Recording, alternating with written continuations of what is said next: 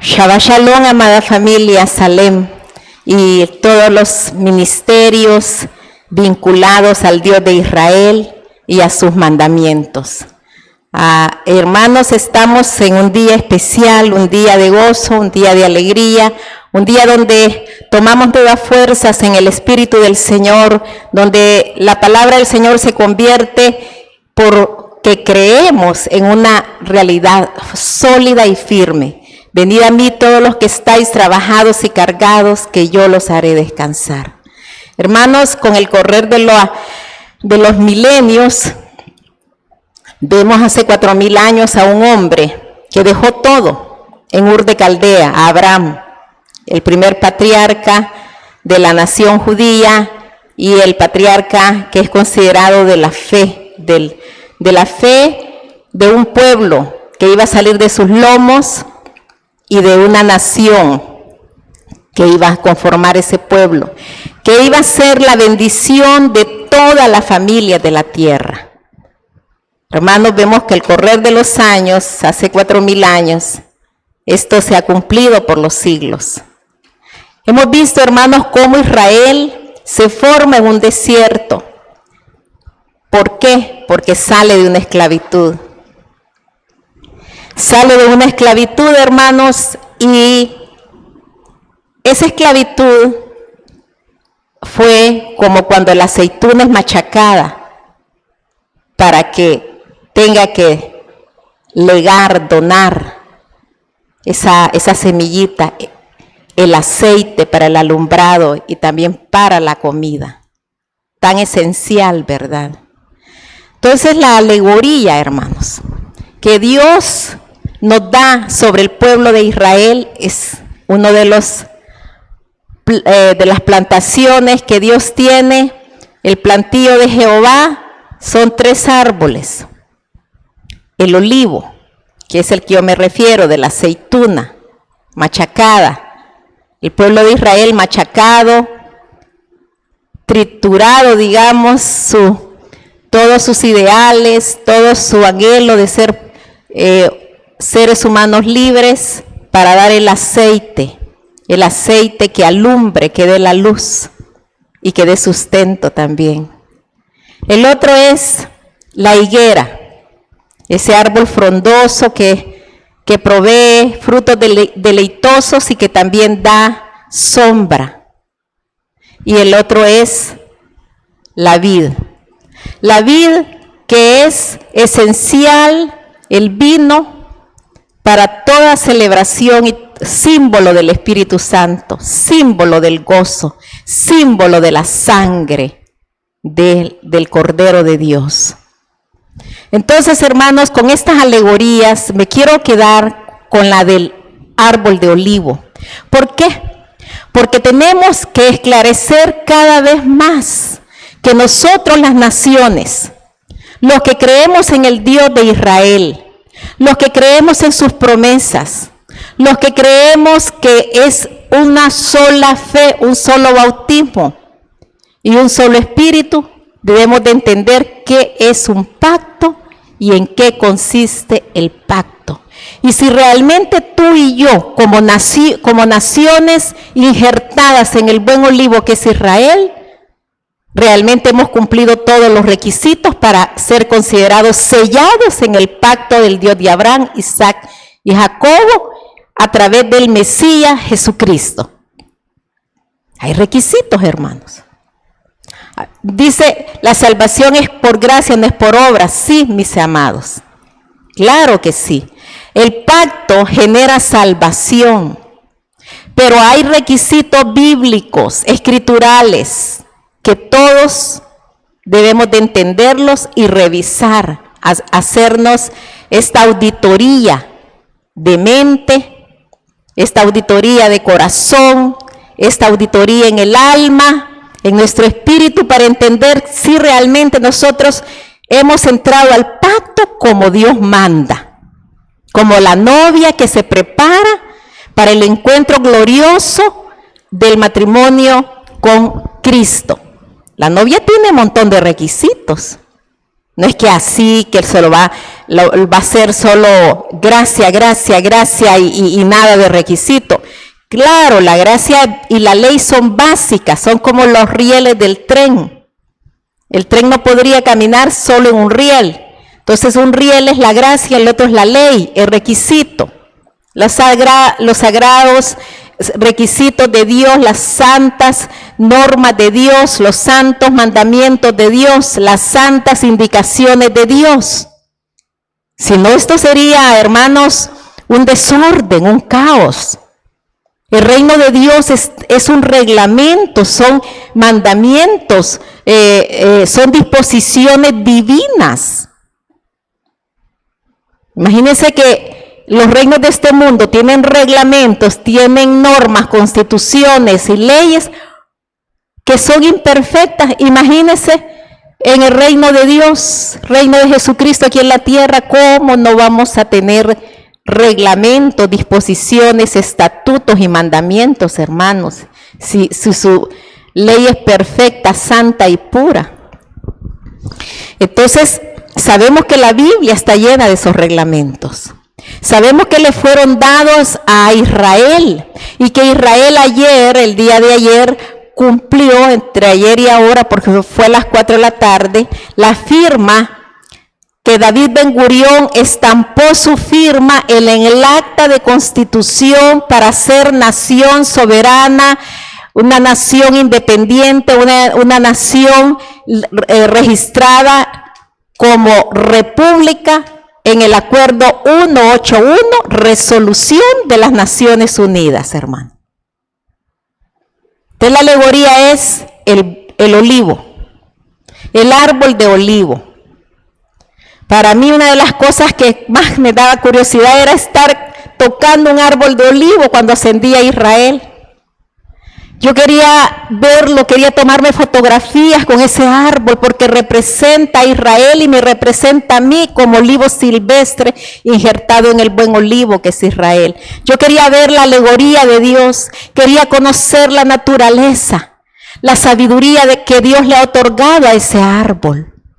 Y quiero leerles, hermanos, de lo que refleja el árbol de olivo en la Biblia. En los 72 años de Israel como nación, pues la gloria sea para el Dios de Abraham, de Isaac y de Jacobo, y sea Jesucristo exaltado, sea Jesucristo lleno de victorias y de honra y de alabanza al que vive y reina por los siglos. Jesucristo, el judío de judíos, el sacerdote de sacerdotes, el que nos legó un mejor pacto con unas mejores promesas. Jeremías 11, 16 y 17, hermanos amados, la gloria sea para Dios, la honra y la alabanza. Dios, deme sabiduría. Señor, desde ya le entrego este momento de meditación de su sagrada palabra, palabras divinas que cayeron del cielo, en rollos de cordero, en rollos de carnero, fueron escritas por Moisés. Y el profeta Jeremías habla acerca de estas ramas, este fruto, este árbol de olivo. Y dice así, Jeremías 11, 16 y 17. Olivo verde, hermoso en su fruto y su parecer. Llamó Jehová tu nombre, a la voz de recio estrépito hizo encender fuego sobre él, y quebraron sus ramas, porque Jehová de los ejércitos que te plantó ha pronunciado mal contra ti a causa de la maldad que la casa de Israel y la casa de Judá han hecho, provocándome a ira con incensar a Baal. Aquí tenemos el reflejo metafórico o alegórico de quién es Israel. Aquí lo tenemos puesto en Jeremías 11, 16 y 17. Hermanos, todos hemos leído en la Biblia que el pueblo de Israel cayó en idolatría. Todos hemos leído, y esto no es noticia para nadie, que Israel hizo arder de ira el corazón de Dios, al grado que si Moisés no interviene después de lo que le lanzaron al becerro, Israel hubiera desaparecido y hubiera sacado Dios descendencia de Moisés. Pero Moisés le dijo, mejor ráeme a mí y no a tu pueblo, porque ¿qué dirán las naciones? Que tú sacaste a este pueblo de la esclavitud para destruirlo en el desierto. Entonces, por amor a tu nombre, no lo destruyas. Mejor destrúyeme a mí, tipo de Cristo. Y eso es lo que hizo Cristo con nosotros, hermanos. Él fue ese olivo machacado. Él dio el aceite de la unción hasta la última gota de sangre y de savia y de todo lo que él tenía como su ser, fue totalmente deshecho. No tenía ni parecer ni figura alguna.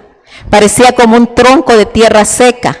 Parecía como un animalito, como un cordero totalmente inmolado. Y hermanos, aquí tenemos a Israel, el malcriado, el idólatra, el rebelde, y tenemos a Cristo, judío de judíos, israelí, criollo, porque nació en Belén de Judá. Entonces lo tenemos salvando a su pueblo y abriendo sus brazos extendidos en una cruz para abrazar a toda la humanidad, hermanos. Coronado con espinas, para que los pensamientos de nosotros y las malas intenciones quedaran pagadas con el precio del dolor de su cabecita santa, sagrada y pura. Y hermanos, Israel ha pasado por este calvario, todo por causa del pecado, igual nosotros. El que siembra para la carne cosecha muerte. Entonces, ¿qué es lo que tiene Israel? ¿Qué es lo que ha tenido? Israel ha sido arrasado por Babilonia, Jerusalén, hermanos. Le destruyó Nabucodonosor, destruyó el primer templo que edificó Salomón, que no quedó nada. Quedaron ruinas, quedaron animales salvajes, chacales, mujeres violadas. Arrasó con todos los judíos, lo llevó al exilio, a la tribu de Judá, porque las otras 10 tribus ya habían sido arrasadas por los asirios. Luego, hermanos, viene la reconstrucción, ¿verdad? En el tiempo de los persas, hermanos, viene la reconstrucción. Los medos y los persas, a través de Artajerjes, Nehemías y Zorobabel y Esdras reconstruyen. En el exilio que tuvo Israel, en el exilio en Egipto y su retorno a la tierra, 40 años después de estar en el desierto, ¿qué legó Dios a Israel y qué legó Israel a las naciones? La Torá. La Torá, hermanos. Los 10 mandamientos y todas las leyes de la Torá, de los 5 libros. Luego, cuando viene el retorno, hermanos, cuando viene el retorno de la destrucción de Babilonia, viene los judíitos retornando con los siguientes rollos, 39 rollos, la Tenach. Ese fue otra machacada que Israel tuvo allá en Babilonia y trae sobre sus hombros y en su corazón 39 rollos, la Tenach, o lo que nosotros llamamos el Antiguo Testamento. Eso le legó Dios a Israel e Israel a las naciones. Machacó la aceituna, sacó el aceite para dar luz para el alumbrado, e Israel alumbra al mundo con 39 rollos sagrados divinos. La Torá, los rollos que son los salmos, que llaman megalins, y lo que se llaman los profetas mayores y menores. Salmos, Ruth, Job, Proverbios, Cantar de los Cantares, son los otros rollos, hermano. Entonces la aceituna vuelve a ser machacada, el árbol de olivo vuelve a ser machacado. Entonces, ahora que ya no tiene mi templo, que estos muros que nosotros entramos y lloramos y cantamos y hacemos alabanzas que dentro de los muros de Jerusalén tienen 500 años y fueron construidos por Sulimán el Magnífico en la época de dominación turca otomana, que fueron 400 años de dominación. Y estos muros y estas puertas abiertas, que solo son 8 de las 12, pues ahí están. Y no hay templo, no hay templo, hermanos. Fue destruido también el templo en el año 70 por los romanos. Quiere decir que lo han destruido los babilonios, los asirios, pues destruyeron las 10 tribus y las llevaron al exilio a nivel mundial. La de Judá retorna de Babilonia y luego tenemos el imperio griego que no destruyó el templo, Alejandro el Magno, ni no destruyeron el templo, ¿verdad? Ni destruyeron como las otras naciones. Y luego tenemos el imperio romano que entra en el año 70 de la era cristiana y destruye el segundo templo, que había reconstruido en su retorno de Babilonia Zorobabel, Nehemías y Esdras. Zorobabel reconstruye la casa de Dios, Nehemías y Esdras los muros. Como les digo, ¿cuándo se terminó todo esto, hermano? Se terminó 400 años antes de que Cristo viniera. Hubo un silencio. Pero la Tenac fue dada a la humanidad 200 años antes de la venida de Cristo. Ahí donde ellos organizaron todo lo que es la Biblia, que conocemos como el Antiguo Testamento. Ahora, bajo el Imperio Romano, el olivo, ¿qué pasó? Machacado, triturado por el Imperio Romano. ¿Se recuerdan de aquella frase que dijo Jesús? Si tu amo te dice que camines 1 milla, camina 2. Eran los amos romanos, que cargaban como que eran animales de carga, bestias de carga a los judíos. Llamaban a cualquier judío y lo cargaban a caminar 1 milla. Y Jesús nos pide que caminemos 1 milla extra. Si te dan en una mejilla, pon la otra. ¿Quiénes eran los que golpeaban la cara de los judillitos? Los romanos. Si el romano te da en una mejilla, no le digas nada porque vas a morir. Mejor pon la otra. Y hermanos, vemos el texto sobre su cultura y contexto histórico y vemos nosotros cómo el judío ha sufrido. Y es por eso de que ¿qué nos puede regalar Israel? No nos va a regalar edificios, porque el edificio, el tercer templo todavía no está construido. Los muros los construyeron los otomanos. La reconstrucción de la vieja Jerusalén y la nueva Jerusalén ha sido una mezcla de abanico de etnias, y el retorno de los judíos después de 2000 años de dispersión han hecho crecer esa nación de una manera generosa y de una manera milagrosa, porque ha dado a la humanidad, ¿saben qué ha dado? Sabiduría y ciencia. ¿Quiénes son los especialistas en la conducta humana? Los judíos. ¿Quiénes son los que han buscado sabiduría y ciencia? Los judíos. ¿Quiénes son los que tienen el mayor porcentaje de inversión de investigación, el 5% del PIB, Producto Interno Bruto? Los judíos. ¿Quiénes son los que leen el mayor número de libros por habitante? Los judíos. ¿Quiénes son los que tienen el ejército más poderoso y con estrategias más novedosas en el mundo entero? Los judíos.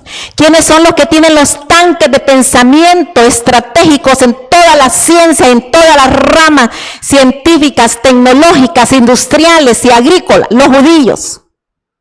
Porque los judíos se especializaron por causa de la Torá, hermanos, en la conducta, en el conocimiento del hombre. Porque ¿quién es el que se interesa en nosotros, hermanos? El Dios de Abraham, de Isaac y de Jacob. El que se te interesa en tu conducta y en la mía. El que quieres conocer hasta los pensamientos y las intenciones de mi corazón. Es el Dios de los judíos. Dice que tiene contabilizado hasta las miradas que nosotros damos, si son de buena intención o de mala intención. El Dios de los judíos, que es mi Dios. Que Él conoce nuestros pasos.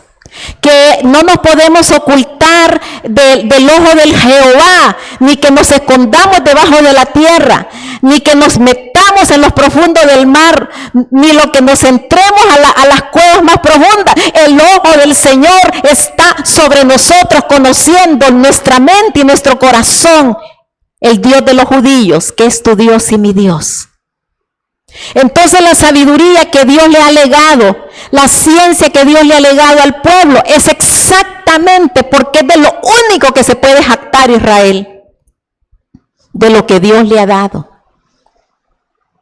Miren, hermanos, de las 7 maravillas del mundo, yo he conocido en las 7 maravillas anteriores, conocí como 5, hoy conozco como de las 7, hoy conozco como 4.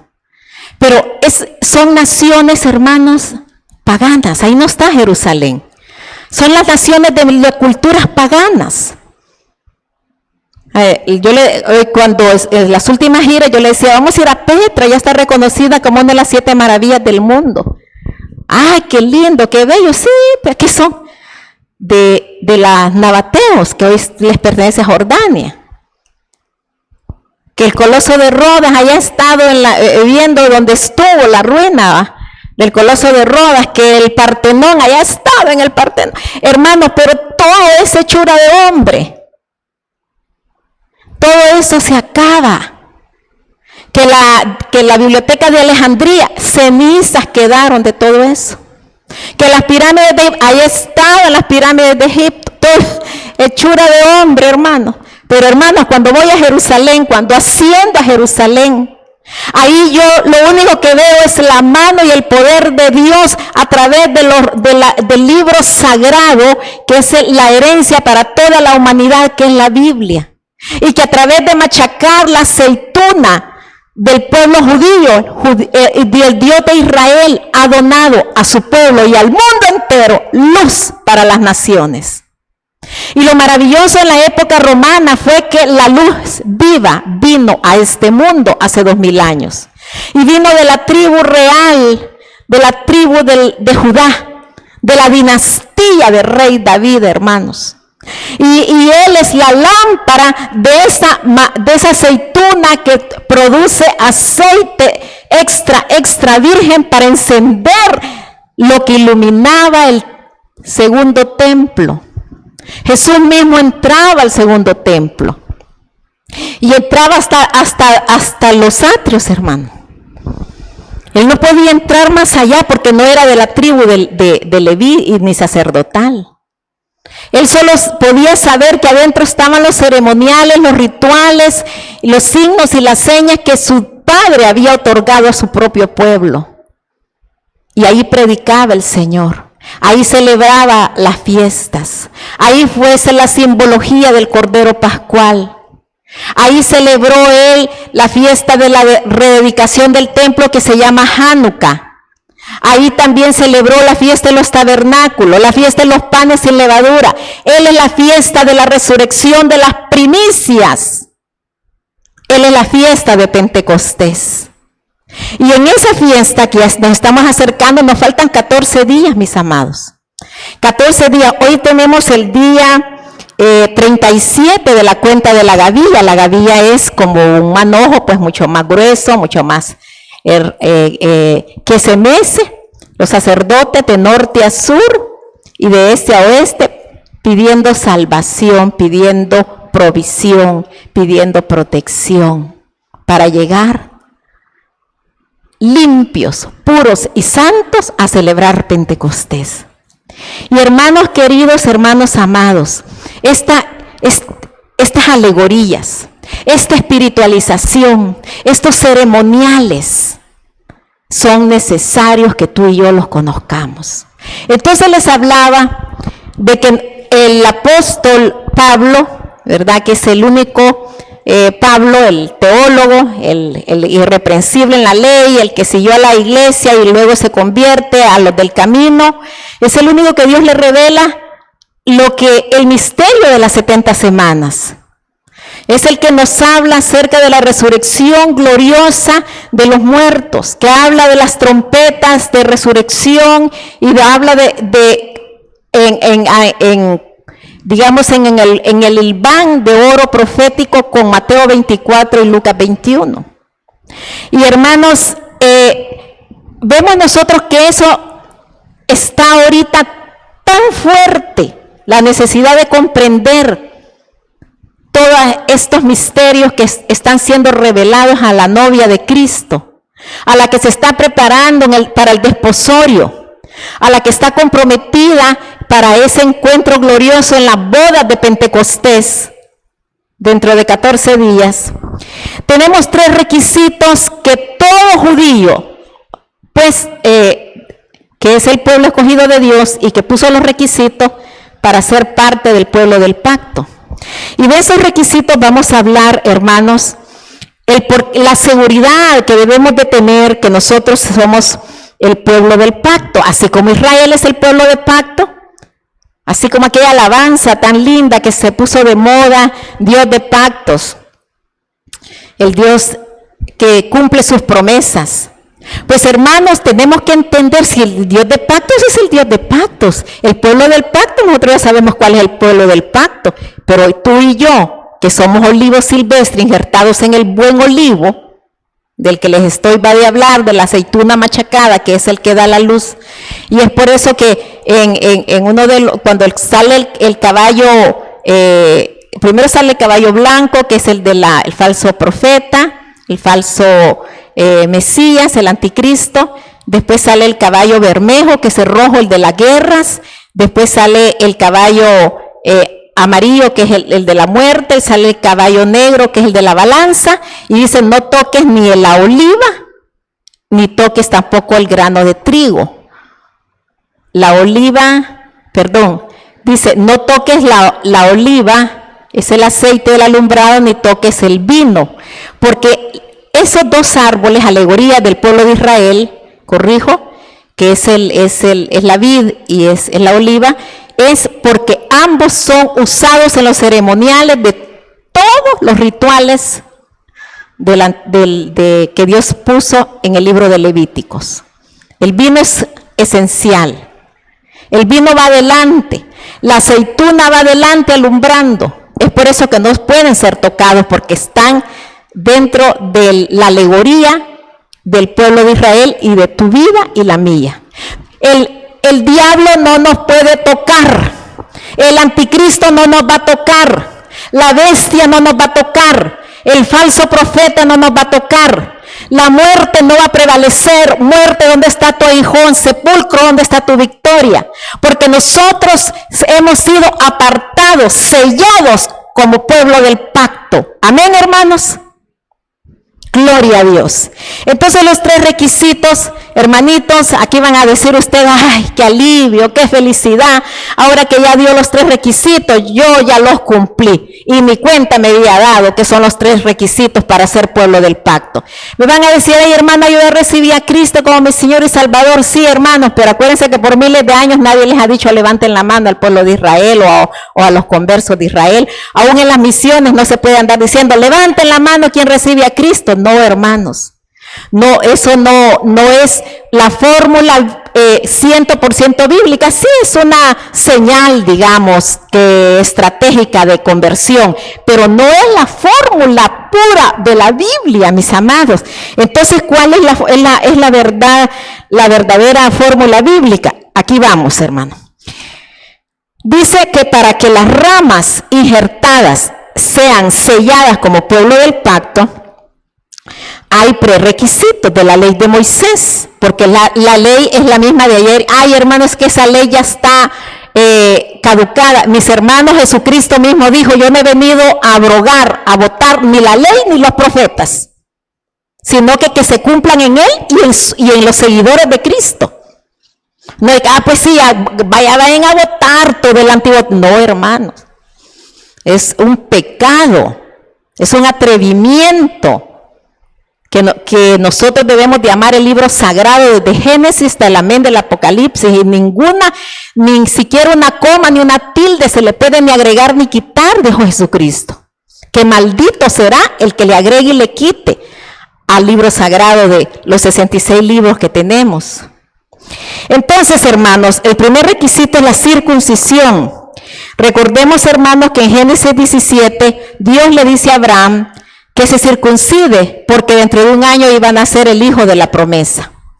Entonces, en el judaísmo, digamos, antiguo, ¿verdad? Todos los judíos pues se circuncidan el prepucio, solo los varoncitos. Entonces, ¿nosotros qué? Si nosotros venimos de las naciones, ¿cómo es la cosa? ¿Cómo es que vamos a salir adelante con esto? Bueno, primero que tenemos el Concilio de Jerusalén, que ahí pusieron los requisitos que ningún gentil que quiera convertirse al Dios de Israel tenía que circuncidarse. Por ahí le entramos nosotros, porque el Concilio de Jerusalén fue, hermanos, puesto para que las naciones fueran parte del redil del Dios Todopoderoso, de Jesucristo. Entonces ahí nosotros estamos fuera de ese requisito de la carne, pero del corazón. Tanto Israel como la iglesia de las naciones tenemos que tener circuncidado el corazón. Y aquí vamos a Colosenses 2:11. En él, en Jesucristo, también fuisteis circuncidados con circuncisión no hecha a mano, al echar de vosotros el cuerpo pecaminoso carnal, en la circuncisión de Cristo. Mis amados, no estemos haciendo de esto un problema. Clarito está que la iglesia de las naciones, a través de Cristo, el vivir para Cristo, el creer en Cristo, el amar a Cristo y guardarse en los mandamientos de Cristo, esa es la circuncisión de corazón. Y eso no solo para la iglesia de las naciones, sino que para el propio Israel también. Porque escrito está en Romanos 2, pues no es el judío el que lo es exteriormente, ni es el de la circuncisión la que se hace exteriormente en la carne, sino que es judío el que lo es en el interior. Y la circuncisión es la del corazón, en el espíritu, no en letra, la alabanza del cual no viene de los hombres, sino de Dios. Romanos 2, 28 y 29. Clarito, hasta para los judíos, mis amados, que están circuncidados, para ellos el requisito es circuncisión de prepucio y de corazón. Para las naciones, clarito está, circuncidado solo el corazón a través de la circuncisión en Cristo Jesús. Amén. Bueno, el otro requisito es el sacrificio. Ese está fácil, hermanos, de entender, porque Dios puso los sacrificios para el pueblo del pacto. Y tenemos los rituales ceremoniales, tenemos 5 sacrificios, todos tipificando a Cristo, todos la sombra del que iba a venir. Pero ahora en Cristo, hermanos, nosotros tenemos ya un mejor pacto establecido sobre mejores promesas. Jesús, el Cordero Pascual, sacrificado en la Pascua del 14 de Nisan hace 2000 años. Ahí estamos bien claros. En Cristo nosotros estamos crucificados, pues ya no vivo yo, sino que Cristo, el Cordero Pascual, vive en mi corazón. Entonces, el segundo requisito, el primero, cumplido. El segundo, el sacrificio en Cristo Jesús. Y el tercer requisito para ser pueblo del pacto, es decir, soy sellado y soy pueblo del pacto, es el bautismo. ¿Por qué? Porque el bautismo viene del Antiguo Testamento, hermano, viene de los rituales y ceremoniales del libro de Levítico. Desde el libro del Éxodo, para entregar los 10 mandamientos en Éxodo 29:4, y llevarás a Aarón y a sus hijos a la puerta del tabernáculo de reunión y los lavarás con agua. Esto fue el ceremonial que se llama Miluín, que es el ceremonial de unción de sacerdotes y reyes de la línea de Aarón. Y para entregar la Torá, el día de Matán Torá, que le llama el pueblo de Israel, que es el día de Pentecostés, de igual, 3 días antes tenían que lavar la ropa y limpiar sus cuerpos que fueran purificados por el lavamiento del bautismo. Y hermanos, pues nosotros sabemos perfectamente que todos tenemos que bautizarnos en el nombre del Padre, del Hijo y del Espíritu Santo, porque escrito está, hermanos, un solo bautismo, una sola fe y un solo espíritu en Cristo Jesús. Amén. Entonces, ¿qué hace el bautismo? Destruye el hombre carnal, a la mujer carnal, y resucita el hombre espiritual o la mujer nueva, la mujer espiritual. Bueno, mis hermanos, si tenemos los 3 requisitos, no se preocupe. Si le faltan 2, pues busque a Cristo y reconózcalo. Humillémonos como Cordero Pascual. Si le falta el bautismo, hermanos, estamos a sus órdenes, porque sabemos que vamos a tener tiempo para bautizarse o para renovar los votos, porque si ha pecado y quiere volver a tener un reconcilio con Dios, pues nada cuesta, hermano, hacer una renovación de votos de bautismo. Vieran en Israel cuando vamos al Jordán, prácticamente el 99% de los peregrinos renuevan sus votos de bautismo y renuevan su amor en Cristo Jesús, porque eso es lo más importante, que celebremos a Cristo, la Pascua, como Dios manda. La Pascua es Cristo y tenemos que celebrarlo cada día con corazones puros, corazones sin mancha y sin arruga. Que el Señor les bendiga, mis amados hermanos, sea la paz, y voy a orar por todo esto que estamos viviendo, porque sabemos que el gozo del Señor es nuestra fortaleza. Y si usted siente debilidad y siente por momentos que fragilidad, pues diga el débil, fuerte soy, dijo el apóstol Pablo. Grite, diga el débil, fuerte soy en Jesucristo, porque somos más que vencedores en Cristo Jesús, Señor nuestro y Padre nuestro. Romanos 8:28. Señor, le damos gracias. Gracias, Señor, porque hemos revisado la Escritura.